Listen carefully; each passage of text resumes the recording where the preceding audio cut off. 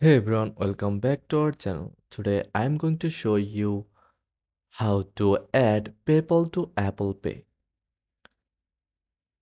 First of all, open the PayPal app on your iPhone or iPad. After that, click Wallet or Accounts tab in the bottom right corner. Then select your PayPal debit card. Then click Manage. Then a list of options will appear. Select Add to Apple Wallet. This opens App Wallet and prompts you to finish adding your card. Now follow the on-screen instruction to add your PayPal card to Apple Wallet. And that's it. If this guide was helpful, don't forget to like and subscribe for more quick tutorials. Thanks for watching.